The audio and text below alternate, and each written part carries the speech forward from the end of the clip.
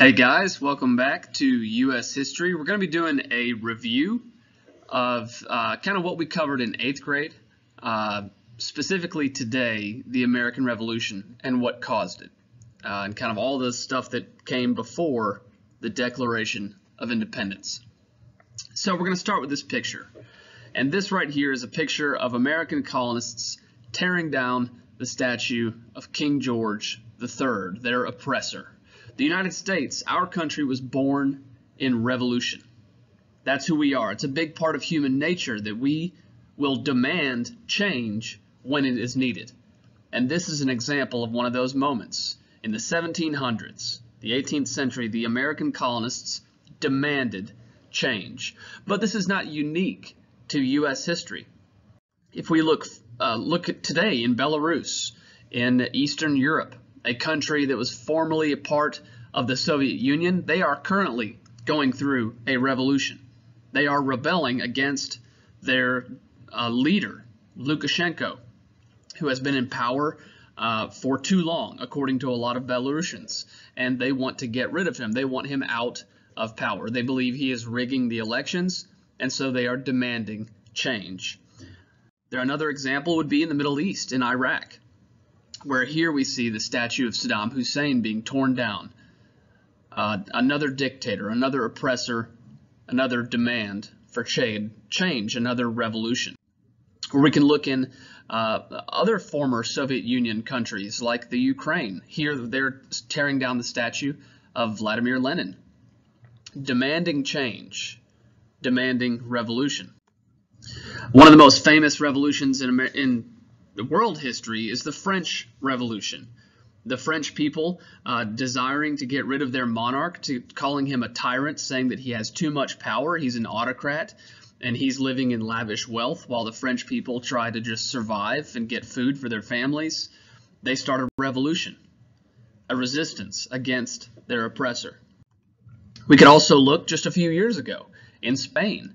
A region of Spain known as Catalonia, they wanted independence, so they started an independence movement to get the change that they wanted, namely to be separate from the Spanish government. Now, ultimately, this revolution failed, but it's one of the many examples of revolutions occurring throughout the world. We can look at the United States today, and while we're not trying to overturn our government, there is a revolution movement going on across the country, the Black Lives Matter movement. A demand for racial equality and for an acknowledgement of some real systematic problems in the United States. This is one of many examples of revolutions that have occurred throughout U.S. history and throughout world history, where we as Americans, but bigger than that, we as human beings, when we see that change is needed, we have this innate ability and desire to demand that change. America was born in revolution. The American Revolution is a demand for change. They were looking at the king across the Atlantic Ocean and telling him, you have to make some changes or we're going to get rid of your power over us. And so we're going to be looking at the American Revolution today, and specifically, you need to be able to answer this question. What caused the British colonists in America to declare independence from the British Empire? You know, if you're going to be a student of U.S. history, there are a few questions you have to be able to answer. What caused the Civil War? What caused World War I, World War II, the Great Depression? This right here is one of those really important questions. What caused the British colonists in America to declare independence from the British Empire? You have to be able to answer that question, and so we're going to do this quick video to kind of review those causes and what led to this really explosive moment in world history that produced one of the most powerful countries in the world 200 years later. So we're going to go back about 400 years to 1607 CE, the Common Era, or AD, Anno Domini, as we call it sometimes. So the British Empire, 400 years ago, is one of the most powerful empires in the world, and they're competing with countries like France, Spain, and Portugal right here in Europe. Let me use this fancy laser pointer. We got France, Spain, Portugal, and the Netherlands over here. And these countries are all competing for land and resources across the Atlantic Ocean in North America and South America. So the British are going to set up colonies right here on the east coast of North America. And you guys remember this, the famous 13 colonies that we studied about in 8th grade. Eventually, the British Empire is going to set up 13 colonies on the east coast, all the way in the south, starting with Georgia, all the way up through the Carolinas and Maryland and Delaware, till you get to the north in Massachusetts, where Boston is going to be the heart of the Revolution when we get there. Now, we got to remember that a lot of these colonies are formed for different reasons. Some of these colonies are formed for religious reasons. We have Pilgrims and Quakers and Puritans coming over from Europe, trying to escape religious persecution and to practice their religion freely in the New World. So we have that going on. But you also have people coming over for economic reasons. They want to strike it rich. They want to get land. They want to start a business. They want economic opportunity. And then you have some people who just want a second chance at life. Europe has not been kind to them. Britain has not been kind to them, so they want to come over to North America and get a second chance. So what we have here is all these different people living in North America as British citizens, and they're proud to be British citizens. They are proud to be part of the British Empire. This is the most powerful empire in the world during this time period, one of the most powerful empires. And the British colonists in North America are proud to be a part of that empire. That relationship is going to break down, as we're going to see.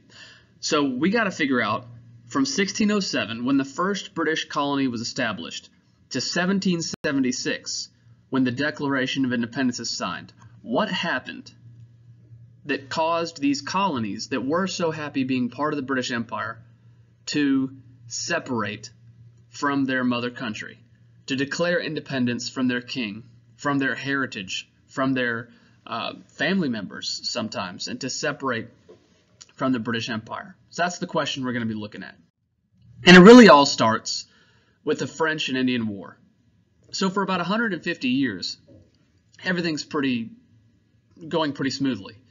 The colonies are happy to be British. They're sending resources to the mother country. The mother country is protecting them, and the relationship is good. But that all changes with the French and Indian War. This is a war fought between France and Britain, two of the world powers at the time.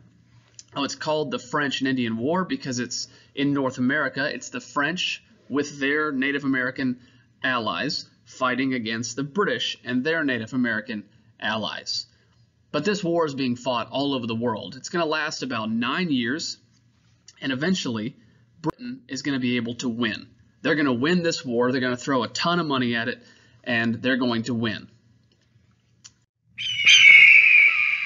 So that sound means it's time for our word of the day. I'm going to throw these in to these videos to make sure that people are actually watching them, and it'll be part of the quiz that you take after this video. So the word of the day is Iroquois.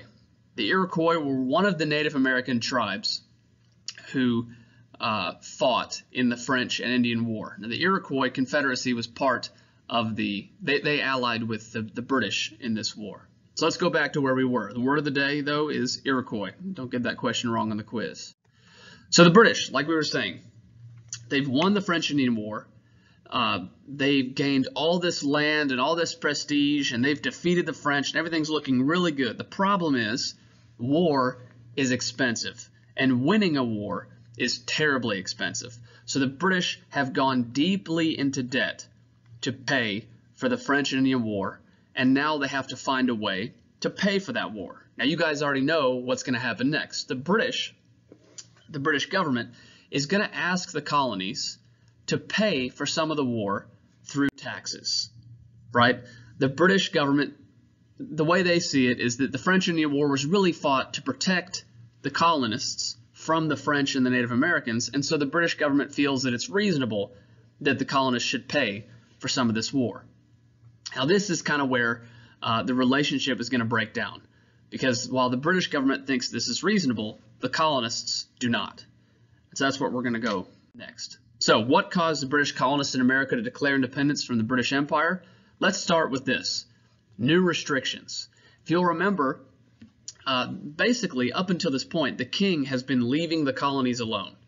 It's a policy called salutary neglect, that he's going to just let the colonies govern themselves and take care of themselves as long as they stay loyal to the British Empire and they continue to send the resources they're gathering in the New World to Britain. However, after the French Indian War, because this area caused him so much trouble in this war, he's going to put new restrictions on the colonies. One of those restrictions you can see on this map is that he's going to draw a line at the Appalachian Mountains and tell the colonies that they cannot move west across that line into this newly acquired territory. Now, these restrictions, the colonists don't like them. They don't like being restricted. They want to expand west. They want that land and those resources, and these restrictions are just going to rub them the wrong way. So the second change that we've already kind of mentioned are new taxes.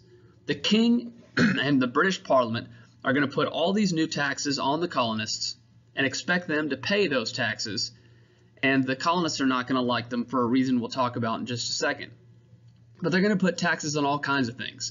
They're going to pass the Sugar Act that puts a new tax, a higher tax, or actually just forces the colonists to pay a tax on sugar. They're also going to force the colonists to buy stamps, British royal stamps on all paper goods that they use. Whether it's letters or playing cards, they have to buy these stamps to raise money to pay off the debt from the French Indian War. This was called the Stamp Act. And we have another series of taxes called the Townshend Acts, where the British government is now putting taxes on things that the colonists use every day: glass, paper, all kinds of everyday items. And this is really going to anger the colonists. So what's really going to cause this independence movement to grow is the rising tension from how the colonists are responding to these new restrictions and taxes. So one of the ways that the colonists are responding is this protest statement: no taxation without representation. No one likes paying taxes. I don't like paying taxes. No sane person likes giving up a portion of their paycheck to the government. It's just not something we like to do. However, we are okay with it to some extent because the people who create those taxes, we elected. We get to vote and we put those people in power.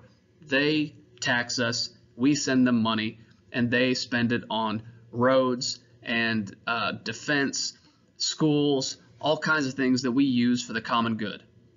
The colonists, though, they don't have representation in the British government. They don't have anyone that they get to elect to British Parliament to talk about those taxes and make those decisions. So they don't think it's fair that these taxes should be paid by people who don't have representation. So what they start doing, not just saying things like no taxation without representation, they start rioting in the streets and holding protests. And you can see in the back of this picture right here, these little dolls that they're burning. These are called effigies.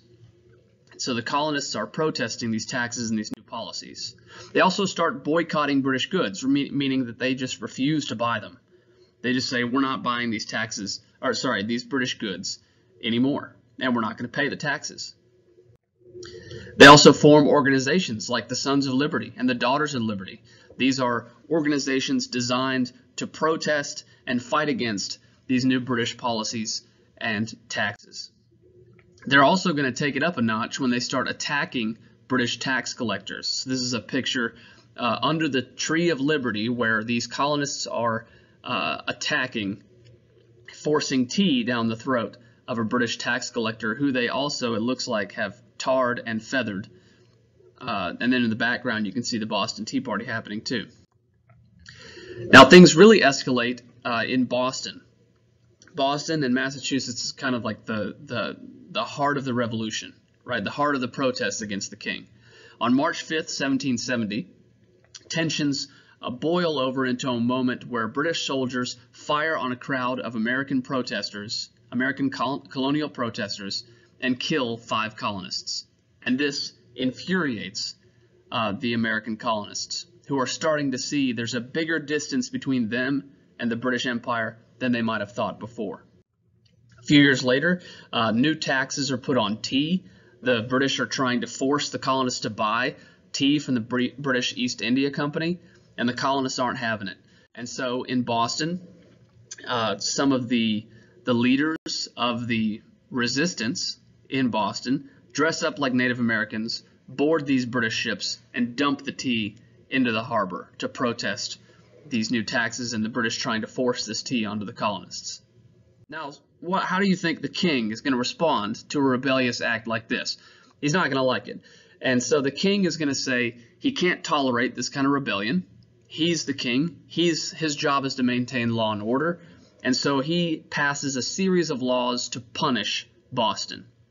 Now, these laws are going to be referred to as the Intolerable Acts by the colonists because they don't believe these new restrictions can be tolerated. So the king is going to ban town meetings. He's going to close the Boston Harbor, which is the source of all commerce, and all the whole Massachusetts economy goes out of Boston, seemingly. He's going to send more British soldiers into Boston in the Quartering Act.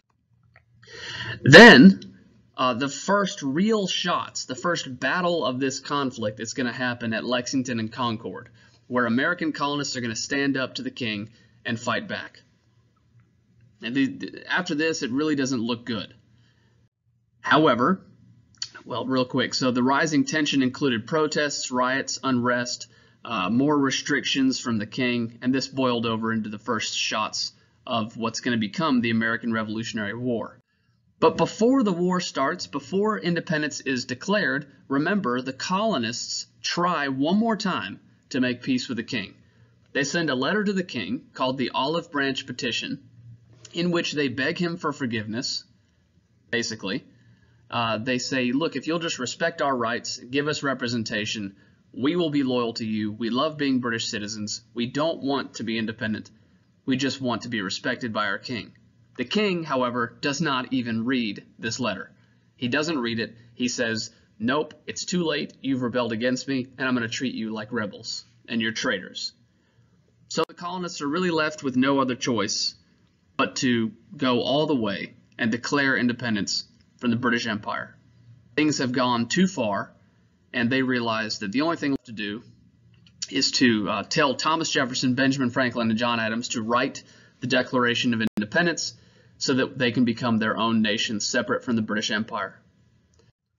So the causes that lead up to this declaration, just to review real quick: new laws and restrictions, taxes, rising tension, and finally, one more thing we should mention is that the colonists want to govern themselves.